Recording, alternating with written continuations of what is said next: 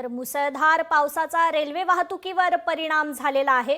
मध्य रेल्वे ही 20 ते 25 मिनिटांनी उशिराने सुरू आहे। ठाणे ते CSMT ला जाणारी धीमी लोकल ही उशिराने सुरू आहे।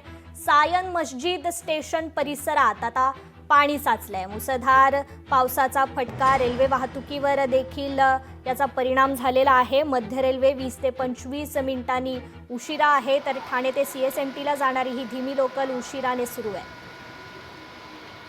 या संदर्भात आपण अधिक माहिती घेणार आहोत। आपले प्रतिनिधी उमेश करंजकर आपल्याशी जोडले गेलेले आहेत। उमेश, कृपा, सकाळपासूनच मुंबई आणि उपनगरामध्ये जोरदार पावसाला सुरुवात आहे आणि त्याचा मोठा फटका जो आहे तो लोकल सेवेला बसलेला आहे।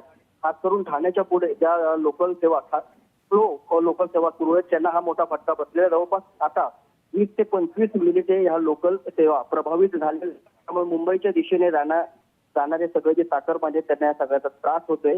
गेल्या 20 ते 25 मिनिटे उशिराने ह्या लोकल सेवा CSTच्या दिशेने धावतात। अनेक ठिकाणी म्हणजे खास करून मस्जिद स्टेशन असेल आणि सायन्स स्टेशन असेल या इथे पाणी भरल्याची बातमी आहे आणि त्यामुळे ही सगळी लोकल सेवा प्रभावित झालेली पाहायला मिळते। कृपा, निश्चितच उमेश, धन्यवाद तुम्ही दिलेल्या या अधिकच्या माहितीबद्दल।